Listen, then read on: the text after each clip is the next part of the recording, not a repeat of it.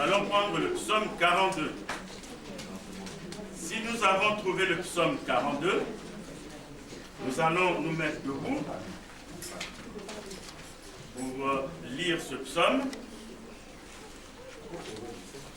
Si nous trouvons le psaume 42, nous nous mettons debout pour la lecture de Saintes Écritures, parole de Dieu. Psaume 42. Psaume 42, nous lisons la parole de Dieu au nom de Jésus. Verset 2.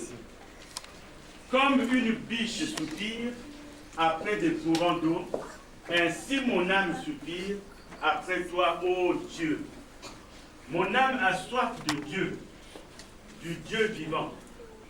Quand irai-je et paraîtrai-je devant la face de Dieu? Mes larmes sont ma nourriture jour et nuit. Pendant qu'on me dit sans cesse, où est ton Dieu? Je me rappelle avec effusion de cœur, quand je marchais entouré de la foule et que je m'avançais à sa tête vers la maison de Dieu, au milieu des cris de joie et des actions de grâce, d'une multitude en fête.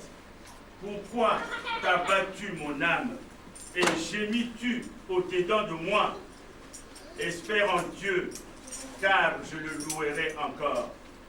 Il est mon salut et mon Dieu. Mon âme est abattue au-dedans de moi. Aussi, c'est à toi que je pense. Depuis le pays du Jourdain, depuis l'Hermon, depuis la montagne de Metsah, un flot appelle un autre flot au bruit de tes ondées. Toutes tes vagues et tous tes flots passent sur moi. Le jour, l'Éternel m'accordait sa grâce. La nuit, je chantais ses louanges.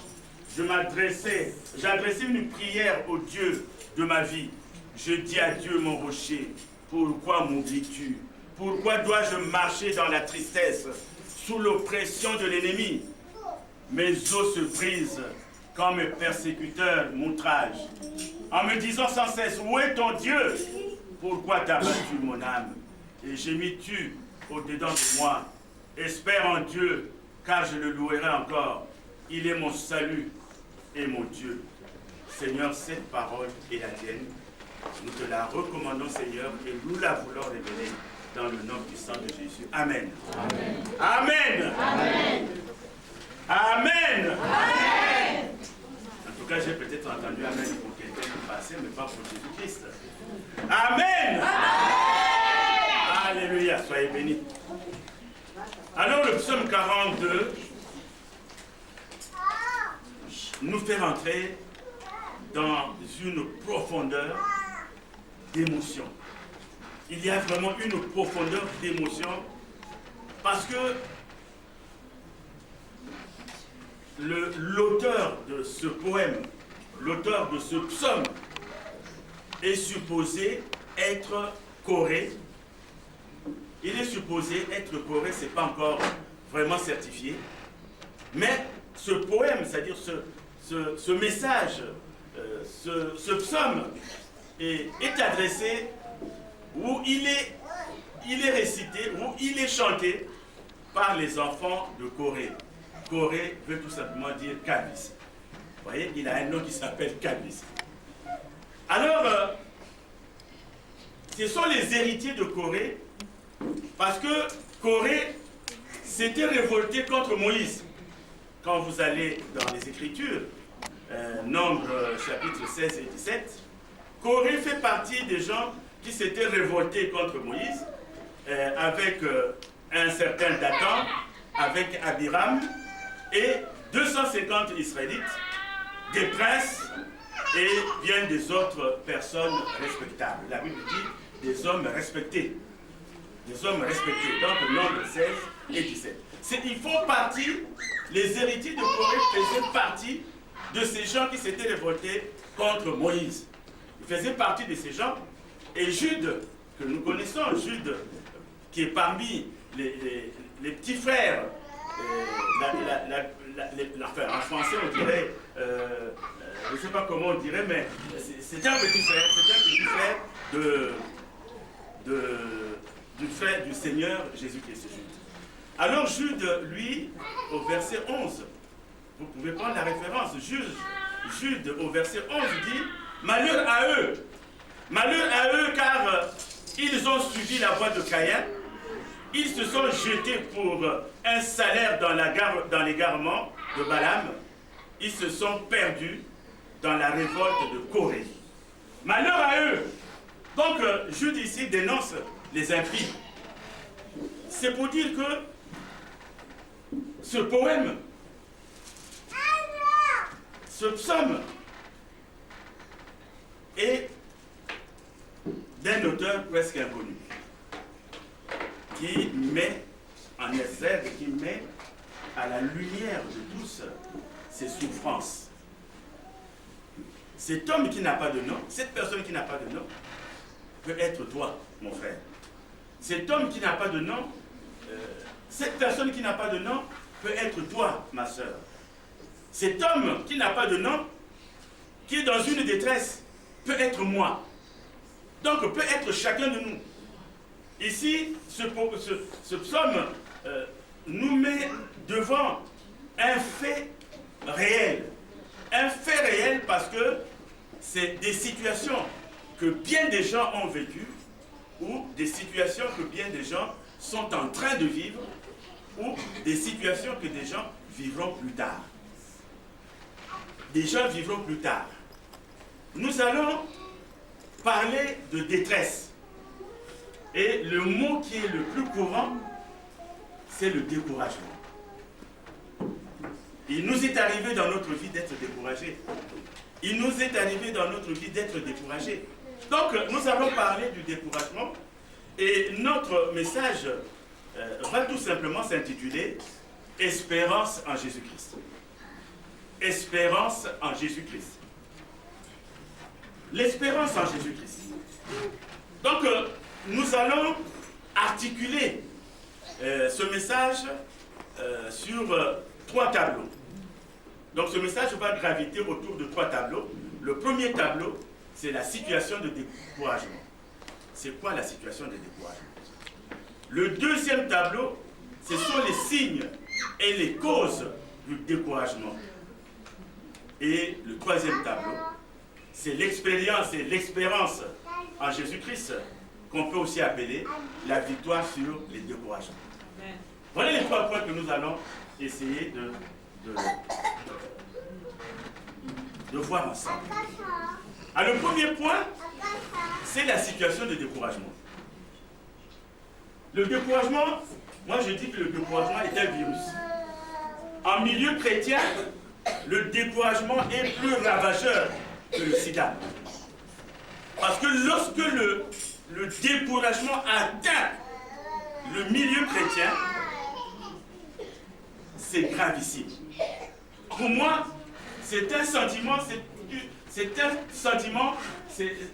un comportement, c'est une vie, en tout cas, qui ravage, qui déracine tout.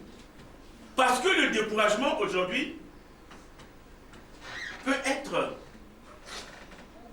en toi. Peut-être que tu es en train de vivre un découragement. Peut-être que tu es en train de vivre une détresse. C'est quoi? Tu as certainement un problème. Parlons d'abord d'un problème de maladie.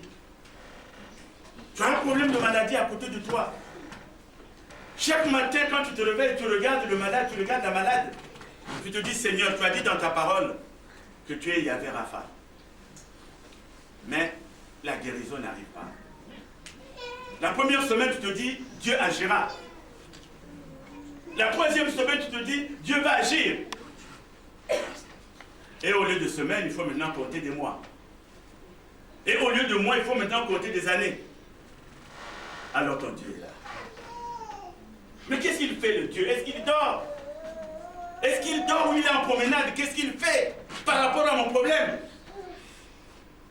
Alors, qu'est-ce qu'on fait? Oh, Ces histoires d'église là, je n'y vais plus. Je veux prier, mais rien ne se passe dans ma vie.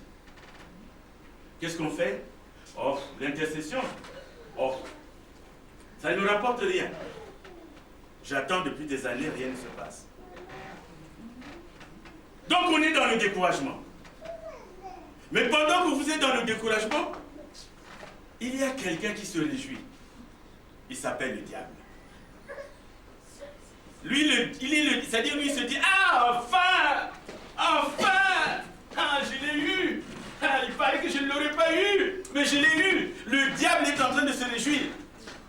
Enfin, je ne sais pas, ça c'est mon commentaire personnel, mais s'il prenait du champagne, c'est tous les jours qu'il prend du champagne. Parce qu'à chaque fois que tu es debout, à chaque fois que tu vas à l'église, à chaque fois que tu vas à l'intercession, lui, il tremble. Lui, il tremble. Lui, il a peur. Parce qu'à l'église, tu reçois une force. Parce que dans les intercessions, tu reçois une force. Parce que dans la prière, tu reçois une force. Et lui ne peut pas résister à cette force-là. Et maintenant, quand tu deviens comme lui, quand tu ne bouges plus, quand tu ne t'intéresses plus à l'église, quand tu ne fais plus ceci, lui, il est très content. Très content. Mais le découragement peut aussi rentrer dans la famille. Tu as aimé un homme. Tu as aimé une femme. Vous savez, quand on aime, on dit, je ne vivrai pas sans toi. Il n'y a que toi, mon amour. Oh, quelle phrase. Quelle poésie. Tu es ma lumière. Tu es ma lumière, mon cœur. Et lorsqu'il y a une défaillance, parce que quand vous êtes unis, quand vous êtes la main dans la main, le diable ne peut pas intervenir dans votre foyer. Le diable ne peut pas. Il se dit, ils sont scellés, je ne peux pas entrer là. Mais il suffit qu'il y ait un lien. Paf! Tu regardes ton mari comme quelqu'un que tu n'as jamais vu. Tu regardes ta femme comme quelqu'un que tu n'as jamais vu. Alors tu es découragé. Tu avais mis tout espoir sur lui. Tu es découragé. Et il y a même des femmes qui vont plus loin, qui disent à l'homme, je ne t'aime plus. Il y a même des femmes qui disent à l'homme, toi tu ne me... Non, tu ne me plais plus, tu n'es plus mon genre, tu n'es plus mon type. Mais ma chérie, tu m'avais aimé avec le gros ventre que j'ai. Tu m'avais aimé tel que je suis trapu de petite taille. Et qu'est-ce qui s'est passé? Alléluia! Alléluia! Hier quand tu me regardais, tu me disais quel bel homme. C'est vrai, je suis devenu laid. Mais on me dit que Jésus, en Christ, il n'y a pas de lait. Tout le monde est bon en Jésus-Christ. Ma chérie, qu'est-ce qui ne va pas? C'est le découragement. Il peut tout casser. Mais il y a quelqu'un qui est heureux. C'est Satan. Et c'est là que tel problème entre dans la famille. Vous n'avez jamais de dette. Vous voyez que les dettes vont s'accumuler. Vous n'avez pas de problème. Vous voyez que les problèmes vont s'accumuler. Vous n'avez pas ceci, vous voyez que ça va s'accumuler. Parce que le diable a pris place. Il a pris place. Vous avez laissé la porte ouverte. Il prend place. Et quand il prend place, il prend réellement place. Église, amen. Amen. C'est une situation dramatique. Quand elle rentre dans l'église, qui est la grande famille de Jésus-Christ, on te voyait. Tu venais à l'église, tu faisais le ménage. On te voyait. Tu venais faire les répétitions. Tu te disais, dimanche, il faut que je me prépare. On te voyait. Le dimanche matin, tu te lavais pour aller à l'église. Mais quand tu as le découragement, en tout cas, tu deviens lourd pour te lever, pour aller vers l'église.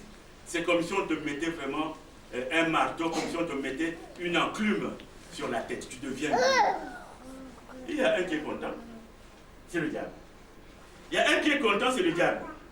Donc le découragement ravage même une relation. Ah oui, je vois ce frère-là, je l'ai beaucoup aidé. Il a eu quel problème, moi je l'ai aidé. Il a eu ceci, moi je l'ai aidé. Et puis un jour, je lui demande un petit service. Pourtant, il peut le faire, il me regarde et me dit, non. Non, non, non, non, non. Moi, quand j'ai l'argent, je te le donne. Quel que soit le problème que tu as, je te prête l'argent. Et parfois, je me dis, mais prends-le, garde-le. Mais lorsque mon tour arrive, est-ce que tu peux me prêter même? Ah non, non, je n'ai rien. Mais je te vois acheter des choses. Mais frère, est-ce que tu sais d'où vient l'argent avec lequel il achète des choses? Est-ce que tu sais d'où vient cet argent? Peut-être que lui aussi a fait des dettes. Alors on se range. Oh, ça, c'est pas un ami. Hein. On reconnaît un ami dans les douleurs, mais lui... Alors, c'est dire que la détresse atteint notre foi. Or que si nous sommes fils de Dieu, si nous sommes enfants de Dieu, c'est parce que nous avons la foi en Christ. Donc, la détresse atteint notre foi. La foi en Jésus-Christ. Parce qu'il ne peut pas atteindre notre foi en tout ce qui est bien matériel, en tout ce qui est convoitise, en tout ce qui est ceci. Non, il n'atteint pas cette foi-là. Cette foi ne lui intéresse pas. Mais la foi qui lui fait peur, c'est la foi en Jésus-Christ. Parce qu'avec cette foi en Jésus-Christ, tu peux ordonner à une montagne. Montagne, descend de là où tu es. La montagne descend. Avec cette foi, tu peux ordonner à tout esprit, hors de moi, l'esprit sort. Alors lui, il s'attaque à la foi. La foi en prend un coup. Donc, c'est un virus. C'est un virus qui est grave. C'est un virus qui est grave. Il nous prend quoi? Il nous enlève l'effort. C'est-à-dire, on n'a plus la force d'eux. On devient fatigué. Tu avais l'habitude de faire le ménage de la propriété à l'église, tu n'as plus la force de faire la propriété à l'église. Tu avais l'habitude de faire le ménage à la maison, tu n'as plus la force de faire le ménage à la maison. Tu avais l'habitude d'aller travailler, d'arriver à l'heure au travail. Si tu es découragé à partir de ton emploi, tu n'as plus la force d'arriver à l'heure au travail. Donc, on a tendance à dormir, puisque facilement, on n'a plus rien à faire. On n'a aucune motivation, on n'a aucune envie, on n'a aucun intérêt. Alors, on dort. On dort. Il nous enlève quoi? Il nous enlève la paix. Tu n'as plus la paix en toi. Et tu vois le diable partout. Toute personne qui sourit, tu penses qu'elle sourit contre toi. Même le regard du voisin devient un regard... il faut bien regarder comment il a... Tu sais comment il m'a regardé? Tu vois comment... Mais il t'a toujours regardé comme ça. Mais là, ça pose un problème. Il t'enlève quoi encore? L'amour. Tu n'as plus l'amour du prochain. Tu n'as plus l'amour de Dieu. C'est-à-dire, tu deviens quelqu'un de... Comment on peut appeler ça? Quelqu'un, en un mot, qui ne compatit plus. Parce que l'amour, c'est compatir. L'amour, c'est tout faire pour aller au secours de l'autre. Mais tu n'as plus d'amour. Donc la détresse t'enlève cet amour. Cet amour est parti. Tu n'as plus de compassion. Et ton cœur ne sait plus pardonner. Ton cœur ne sait plus pardonner. Moindre contradiction pour toi, ça devient problème. Le pardon est difficile dans ton cœur. Toi qui pardonnais facilement. Toi qui étais consensuel facilement. Donc le consensus devient difficile avec toi. Tu ne peux plus pardonner. Donc on t'enlève le pardon. Ça t'enlève aussi la persévérance. La persévérance. Alors qu'il faut persévérer. Il faut se battre. Tant que tu as la vie, il faut te battre. Il faut te battre, il faut te battre. Tu n'as plus la persévérance. Tu dis, ce qui t'arrive, c'est l'indifférence. L'indifférence. Toi qui étais attentionné, toi qui étais attentionné, tu n'es plus attentionné. Tu deviens indifférent. Tu deviens indifférent. Et tu t'ennuies. Et tu vas vers l'abandon. Et le problème, c'est que tu te détruis à petit feu. Tu te détruis à petit feu. Tu te détruis à petit feu. Oui, c'est vrai. On peut comprendre le cas de maladie qui aura duré. Qui aura duré. Parce que seuls les gens qui ont été avec un malade peuvent comprendre c'est quoi être malade. Parce que tant que tu n'as pas vécu avec les malades, si c'est ton enfant, si c'est ton frère, si c'est ton mari, tu ne peux pas comprendre ce qu'est être malade. Tu ne peux pas comprendre. Mais celui qui vit l'expérience de maladie, il sait ce que c'est. Il sait que parfois quand tu regardes le malade, si tu ne te bats pas, si tu ne persévères pas, toi tu peux mourir avant le malade. Tu peux mourir avant le malade. Alors il faut persévérer. Il faut la persévérance, il faut lutter. Dieu ne nous a pas donné un esprit qui abandonne. Dieu nous a donné un esprit qui dit Abba Père, qui crie Abba Père, un esprit de force, un esprit de puissance, un esprit qui ne se laisse pas battre. C'est pour cela, si c'est un cas de maladie, continue de prier. Continue de prier. Continue de prier. Continue de prier. Dieu n'est pas sourd. Dieu n'est pas sourd.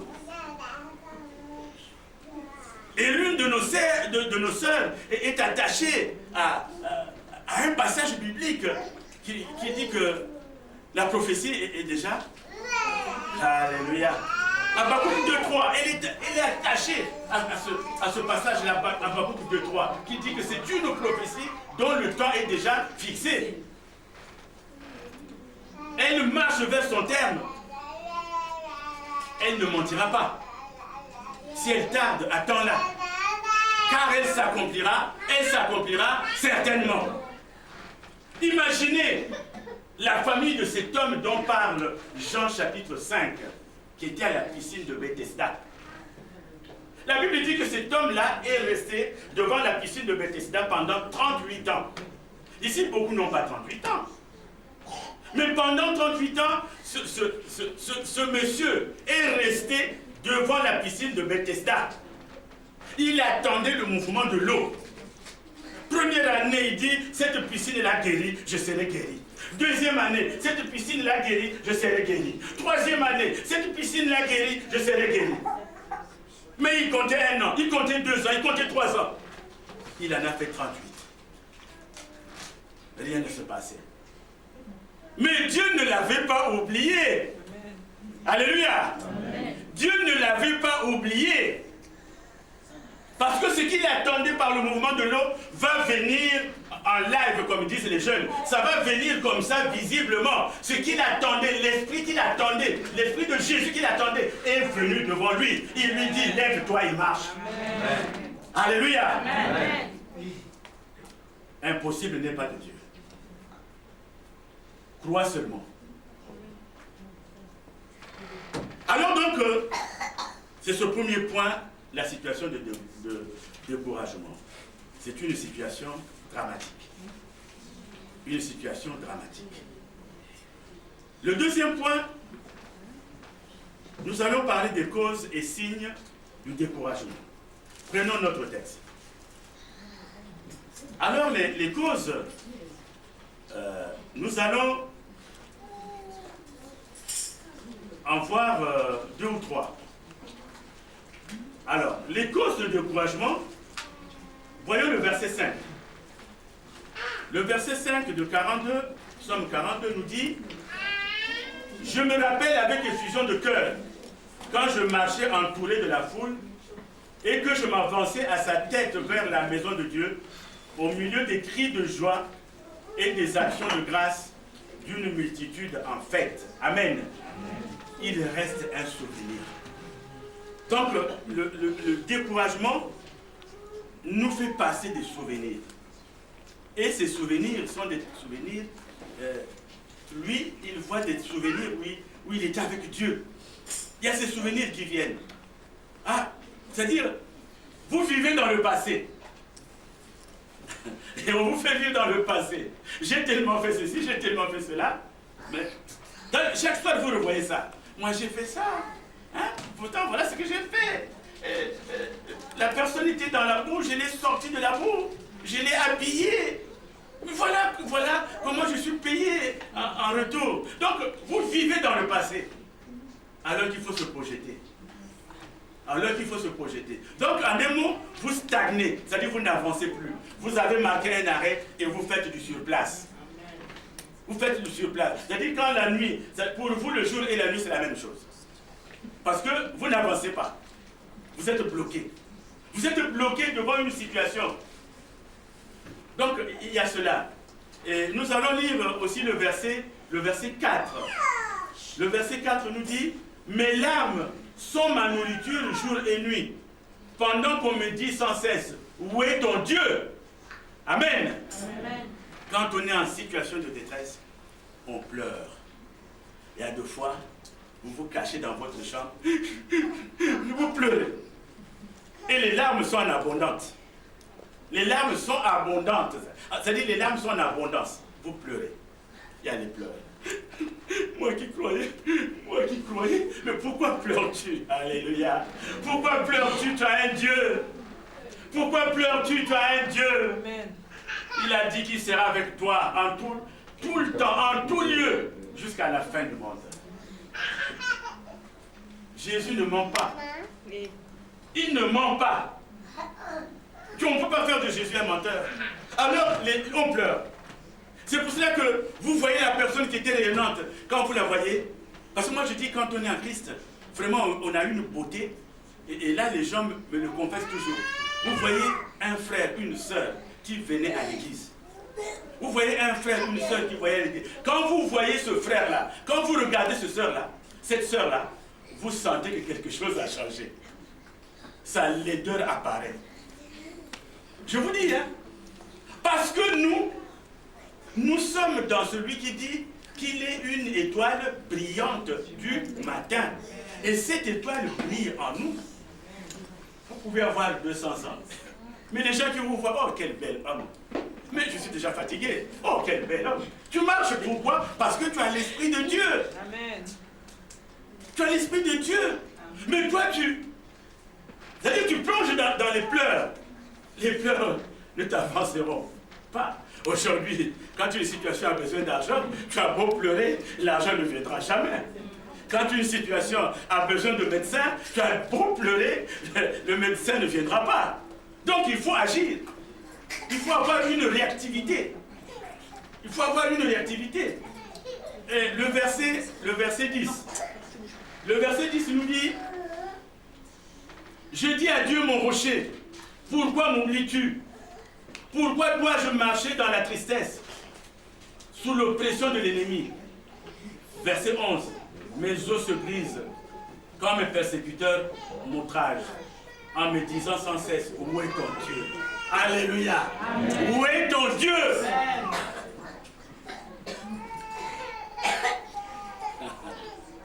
Où est ton Dieu? Alors si tu es dans cette situation, tu as essayé ton Dieu, il n'a pas agi, viens me voir, tu vas essayer le mien. Amen. Tu vas essayer le mien. Alléluia. Amen. Le mien me donne au moins la force. Amen.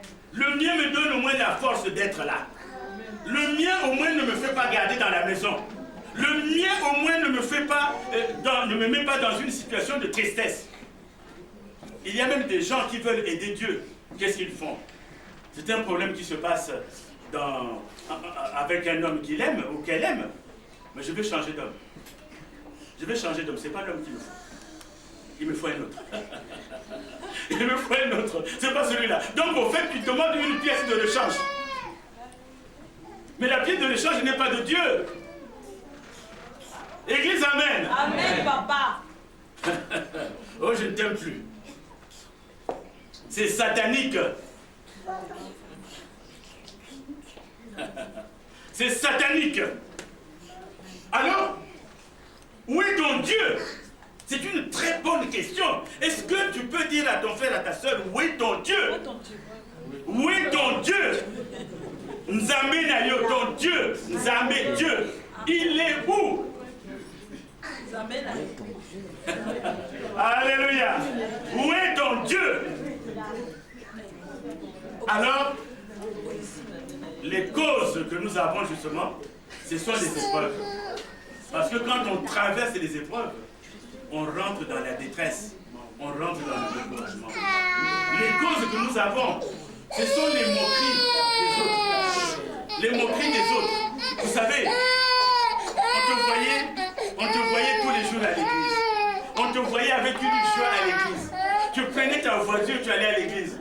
Et puis maintenant, tu ne vas plus à l'église. Les gens qui sont autour de toi vont te regarder. Hé, il ne va plus à l'église. Il ne va plus à l'église. Il commence à boire comme nous. Hey, il commence à boire comme nous. Il commence à boire comme nous. Parce qu'en un mot, tu deviens comme eux. Et ils sont contents.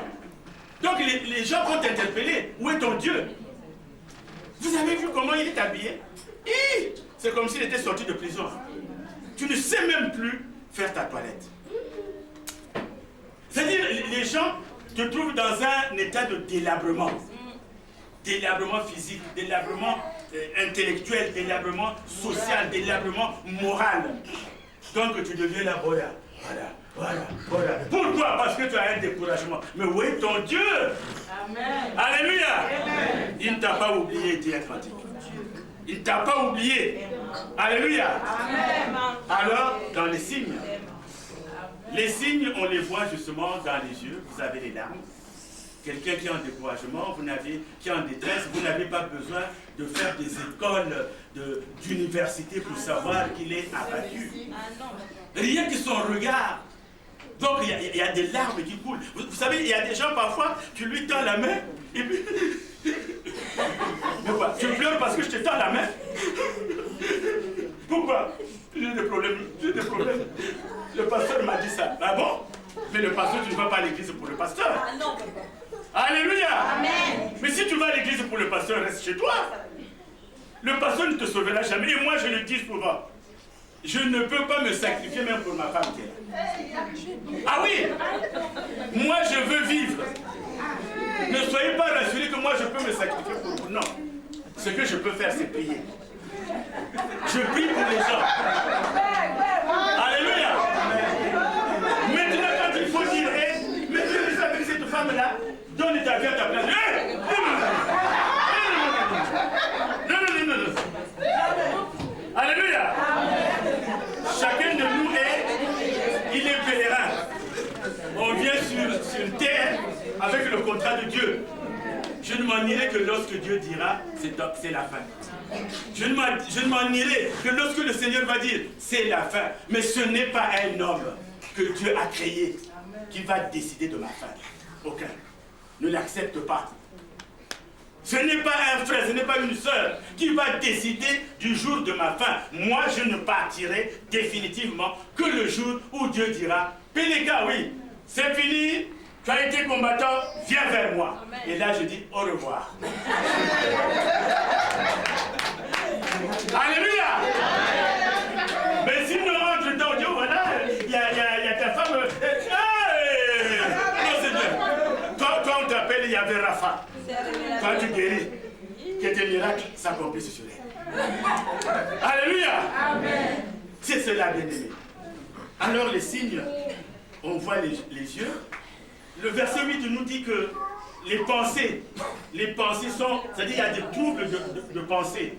Au verset 8, un flot appelle un autre flot au bruit de tes ondes. Toutes tes vagues et tous les flots passent sur moi. C'est-à-dire, en un mot, tu n'as plus la lucidité. Tu ne sais même plus. C'est-à-dire, tu te confies. C'est-à-dire, ce que tu dis n'est plus acceptable parce que tes pensées tournent. Et vous savez, quand vous voyez ceux qui ne sont pas en Christ, le plus souvent, qu'est-ce qu'ils font? Il est tellement découragé, il cherche la solution, il n'y en a pas, qu'est-ce qu'ils font? Ils passent à travers la fenêtre. Vous savez, là-bas, il y a quelqu'un qui s'est défénétré. Moi, jamais. Je ne peux pas passer par la fenêtre. Pourquoi? Je vois bien qu'il y a une porte. Pourquoi passerai-je par la fenêtre? Jamais. Vous les voyez là par la fenêtre, ils deviennent des parachutes. Vous voyez, il y a quelqu'un qui est passé par la fenêtre. Jamais. Ton Dieu est là, ton Dieu t'aime. Il est mieux pour toi d'avoir l'amour de Dieu que d'avoir l'amour des amis. Parce que l'amour de Dieu est sincère. L'amour de Dieu est sincère. Moi, dans ma langue, on dit tu fais confiance en ta maman, mais ta maman va te rendre plus petit. C'est-à-dire, au lieu d'aller, hein, la maman va te rendre plus petit. Donc, on doit respecter les parents.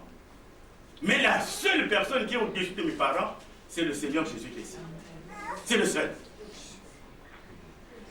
C'est lui. Donc on n'est plus au stade. Moi je me souviens quand on n'avait pas Jésus, on allait voir papa. Oh papa, nous encore, nous sommes, il connaît, nous sommes les Bakongo. Donc le papa vient, et il y a l'oncle qui vient, il prie pour toi, parfois il prend un peu de salive. Là où tu vas, ça va aller. Mais c'est de la malédiction.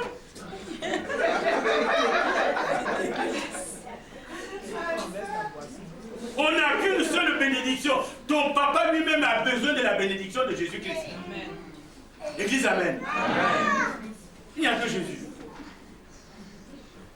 Alors, comme je l'avais dit, le verset 11, 7 et 11, vous parle d'une fatigue générale. Tu deviens fatigué. Quelqu'un qui a des problèmes comme cela ne peut pas avoir du courage. Vous manquez de courage. Alors, l'espérance en Jésus-Christ. Il y a le psaume 34, verset 8 qui nous dit « L'ange de l'Éternel campe autour de ceux qui le craignent et il les arrache au danger. » Cette parole-là est vivante, elle s'accomplit, elle s'accomplira dans la vie de chacun de nous. L'ange de l'Éternel. Pour exemple, bien-aimé, je vous donne la référence, vous allez lire à la maison l'histoire de Zacharie. Vous allez lire l'histoire de Zacharie, dont le nom signifie tout simplement « l'Éternel se souvient ». C'est dans Luc à partir du chapitre 1. Zacharie veut dire « l'Éternel se souvient ». Zacharie avait une femme qui s'appelle Élisabeth. Zacharie et Élisabeth s'aimaient d'un amour qu'aujourd'hui les jeunes appellent amour fusionnel. Amour fusionnel. C'est normal, un amour fusionnel, papa. Donc, ils s'aimaient. Mais ils avaient un problème. Zacharie, c'est quelqu'un qui travaillait à l'église. Zacharie, c'est quelqu'un qui faisait son service à l'église. Zacharie, c'est quelqu'un qui était dans la prière. Zacharie, c'est quelqu'un qui était dans l'intercession. S'il fallait donner de l'argent à l'église, s'il fallait donner des offrandes, Zacharie donnait des offrandes. S'il fallait intervenir pour le loyer, Zacharie donnait sa part de loyer. S'il y avait un problème à l'église, Zacharie, en tout cas, il était toujours là et il n'allait pas les mains vides. Sa femme, Élisabeth, elle aussi. Mais ils avaient un problème. Ils avaient un problème. Le problème qu'ils avaient, c'est qu'ils n'avaient jamais eu d'enfant. Ils n'avaient jamais eu d'enfant. Si Zacharie n'avait pas la foi, il allait dire quoi? Seigneur, je travaille pour toi. Je fais ceci, je fais cela, je donne ça, je me sacrifie, je fais ceci. Mais comment tu n'arrives pas à exaucer ma prière? Le silence de Dieu n'est pas un abandon. Le silence de Dieu n'est pas un oubli. Car Dieu n'est pas débiteur. Dieu ne doit à personne. Tout ce qu'il a comme dette, il les règle. Mais il les règle au moment opportun. Lui, il a son calendrier. Lui, il a son calendrier. Il sait qu'à tel moment, il y aura ça. Et pendant ce temps, toi, tu t'es pamoun. Toi, tu te poumonnes. Alors, Zacharie allait à l'église. C'est quelqu'un qui servait à l'église. C'est quelqu'un qui était régulier à l'église. Il faisait tout. Il était régulier.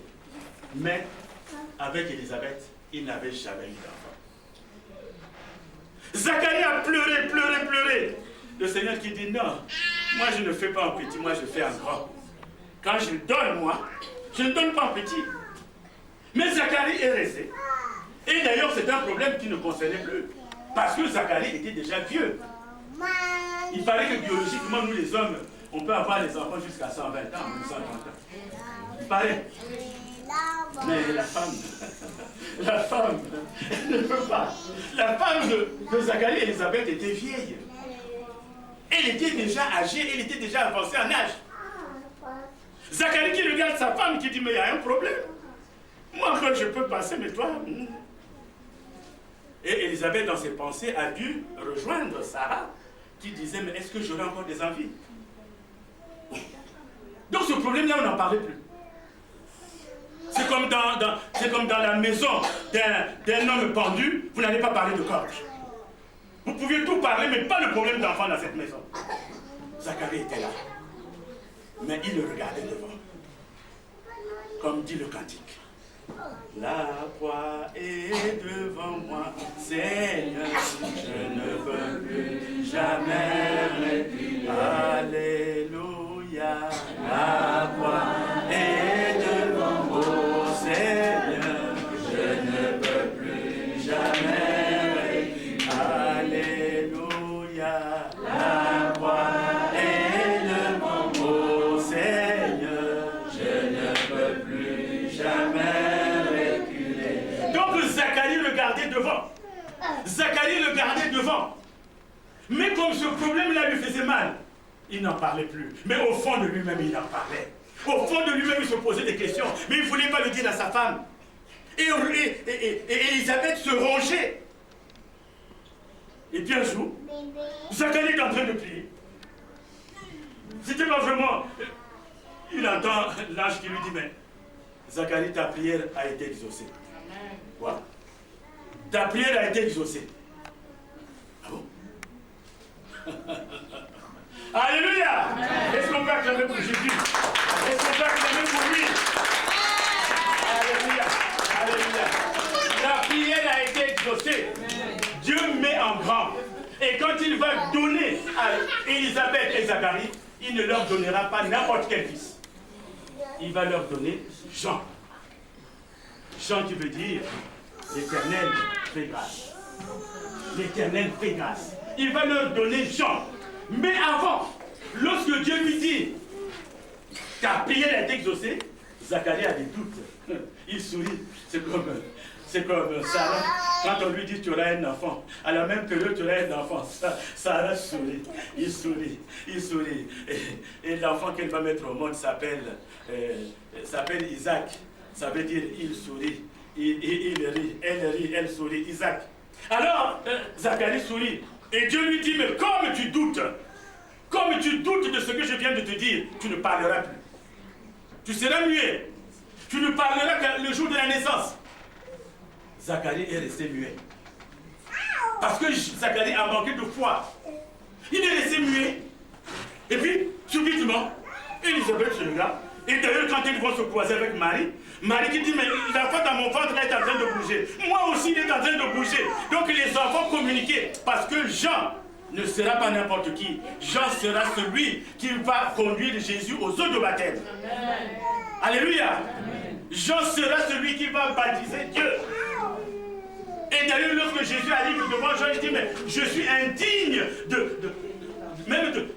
d'enlever tes lacets, je ne peux pas. Jésus lui dit, il faut que les Écritures s'accomplissent. Jean va plonger Jésus dans les eaux de baptême. Donc Jean n'est pas n'importe qui. Jean n'est pas n'importe qui. Zacharie aura un fils, mais ce n'est pas n'importe quel fils. Bien-aimés, nous ne devons que mettre l'espérance en Jésus-Christ. Mais pour cela, nous devons aller dans les Écritures lorsque Dieu nous dit, lorsque Moïse, l'apôtre Paul dit, soyez mes imitateurs, comme je le suis de Jésus-Christ. Et Christ a dit, et Paul plutôt pouvait dire, Christ en moi, c'est l'espérance de... C'est dans Éphésiens, non, dans Colossiens 1, verset 27. Christ en moi, c'est l'espérance de la gloire. Ça veut dire quoi? Ça veut dire que quand tu auras Christ, quand Christ sera dans ton corps, Christ va travailler dans ton corps. Christ va te façonner. Christ va te transformer. C'est-à-dire la gloire qu'on a, c'est cette vie de Christ qui est en nous. Ne quitte pas la vie de Christ. Je sais que c'est un chemin qui n'est pas facile. Il y a beaucoup de méandres. Il y a beaucoup de contradictions. Satan ne nous laisse pas en paix. Mais attache-toi à la vie de Jésus. Amen. Attache-toi. Parce que l'espérance n'est pas en ton frère. L'espérance n'est pas en ton père. L'espérance est en Jésus-Christ. Attache-toi à Jésus. S'il y a un repas que tu dois consommer, c'est la parole de Dieu. Que je le consomme pendant 2 heures, que tu le consommes pendant 3 heures, ne te fatigue pas. C'est un bon repas. La parole de Dieu. Donc, Christ en moi, Christ en vous, c'est la gloire de Dieu. La gloire de Dieu, la gloire de l'Éternel, la gloire de Christ. Parce que tu vas permettre à Christ de travailler. Ouvre ton cœur à Christ. Maintenant, tu n'as pas assez ouvert ton cœur à Christ. Lui, il se tient devant la porte et il frappe. Ouvre-lui ton cœur, ouvre-lui la porte. Et en vérité, car la Bible dit que l'heure est venue, elle est déjà venue, où les vrais adorateurs adoreront le Père en esprit et en vérité. L'heure est venue, l'heure est déjà venue. Il ne faut pas que tu perdes ton temps dans ce qui est superficiel. Jésus-Christ sait remercier. L'espérance de la gloire de Dieu, c'est en Jésus-Christ. C'est pour cela que lorsque Christ va se manifester entièrement en toi, et l'apôtre Paul avait raison de dire, soyez mes imitateurs, comme je le suis moi-même de Christ.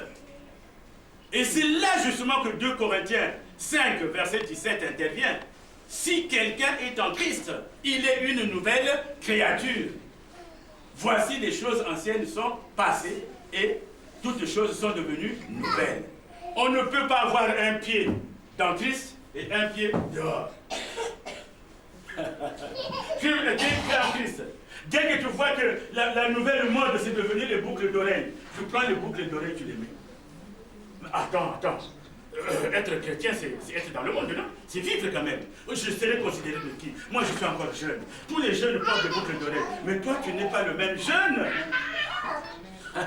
Tu n'es pas le même. Maintenant, tu vois les jeunes qui portent peut-être des pantalons qui balaient la route. Donc, toi, tu portes aussi ces pantalons. Mais nous, vers les années 60, les pattes d'éléphant, on les avait portées. C'était les pattes d'éléphant. Tu vois là, les pattes d'éléphant. Et toi, tu penses que c'est nouveau, tu portes. Dans le monde, il faut avoir... Il y a même des femmes qui disent à d'autres, quoi, tu es avec ton mari, c'est le service. Tu n'as pas de petite amie? Ah non, attends, mais avec le même, c'est la routine. Il faut te faire un petit ami. Il y a la routine.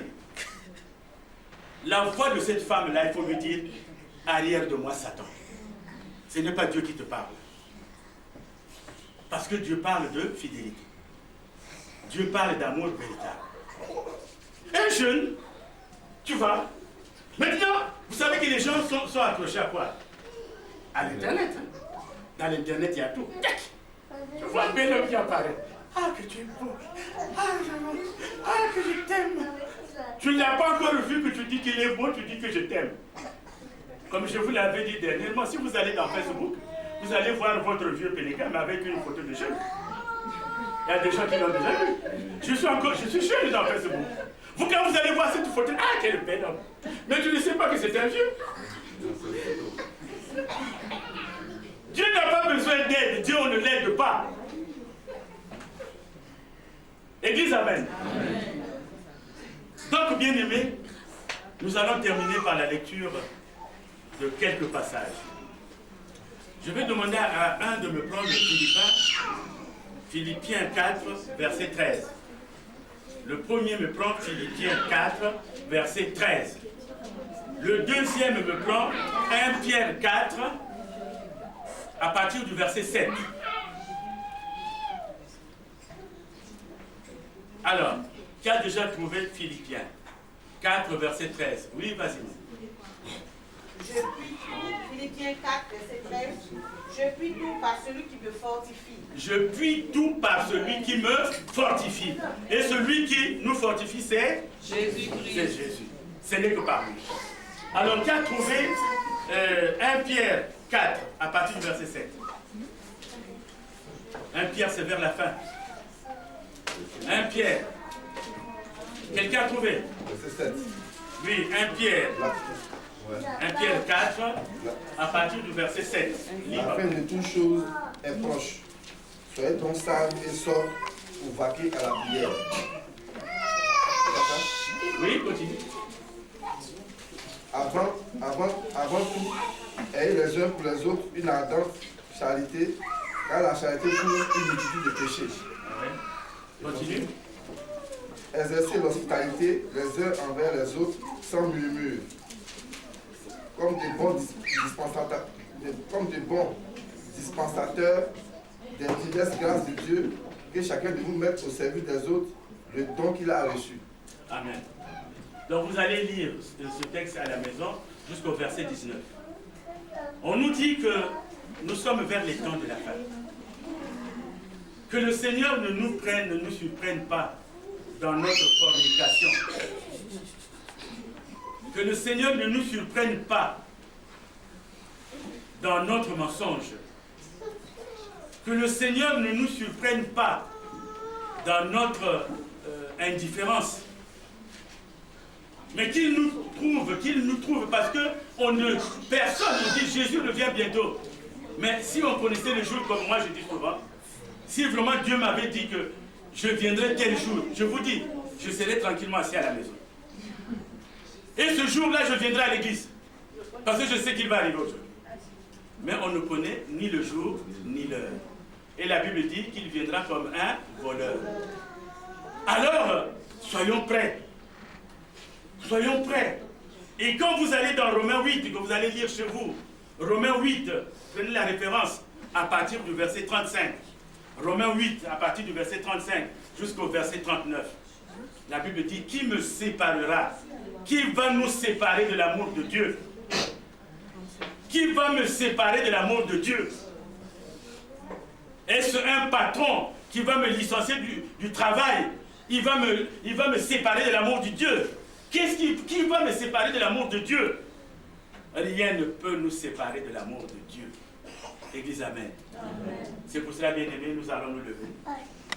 Nous allons nous lever pour terminer. Je vous remercie et je remercie la modératrice qui m'a accordé quelques minutes. Nous allons chanter. Il n'y a qu'un seul message.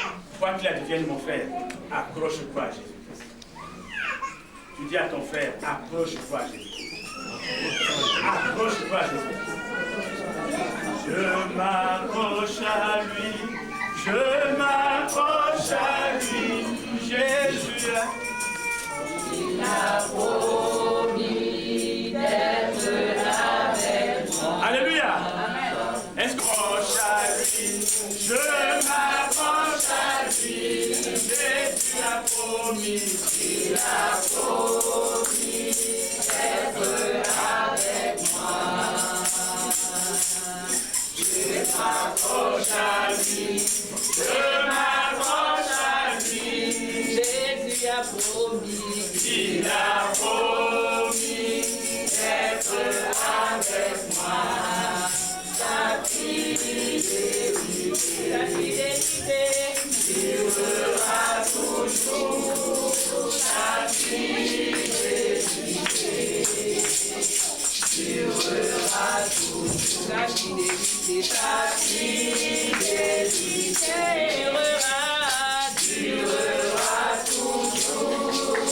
Sa fidélité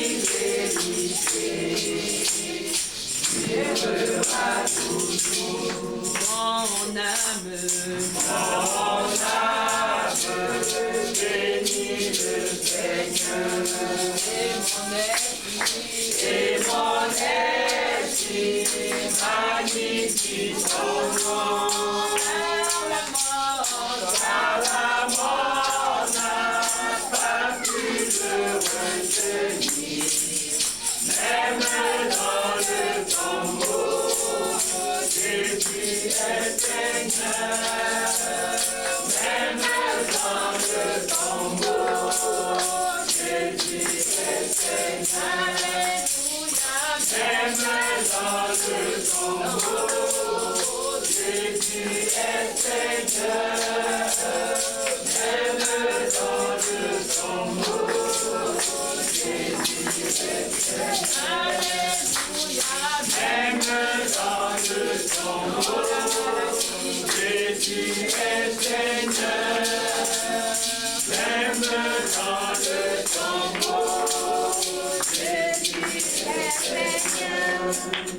Alléluia.